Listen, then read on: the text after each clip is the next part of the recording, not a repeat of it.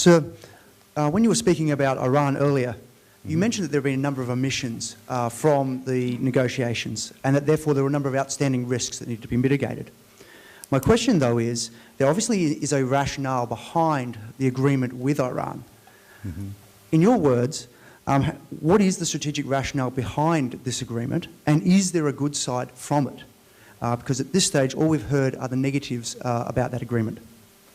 Well, I think it's hard to be real positive about the agreement when the Supreme Leader comes out and says he's going to continue his terrorism, nothing's going to change in Yemen, in Bahrain, in Jordan. Soleimani comes out and says they're going to keep doing things. But I think the reason I believe that the agreement has got to be carried through with, and we need to implement it as best we can, is that there is not an international will to deal with this in a military way. And another war in the Middle East would be a catastrophe. I'll just tell you right up front, it would unleash even worse than we've already seen unleashed there. So what you do is you look at the rationale being you limit the potential for the Iranians to get a nuclear weapon. And when you think of some of them saying they want to wipe Israel off the map or something like that, you and I grew up at a time when the nuclear capable nations of Russia, China, France, Britain, the United States, we all knew the other guy didn't want to use it. We did not believe the Russians wanted to go to nuclear war. We came awful close at times, but there was a sense we didn't want to.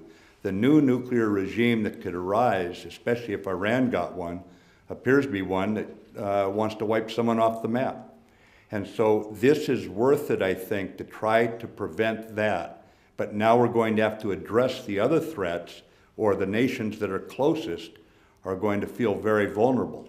And for good reason, as you watch what's happened in Yemen, or what Lebanese Hezbollah has done right now. The only reason Assad is still in power is because the Iranians are giving him full support after Russia's regrettable veto in the UN.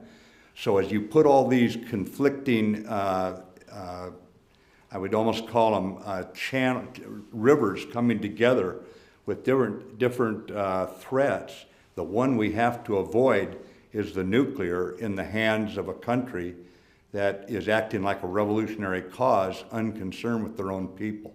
And that's why I think you've got the rationale for it is you've got to try to make this work, if that makes sense. It's just to prevent a nuclear detonation. And I think there's a lot more potential for that than anyone wants to really take a chance on. And this is the best chance I think we have.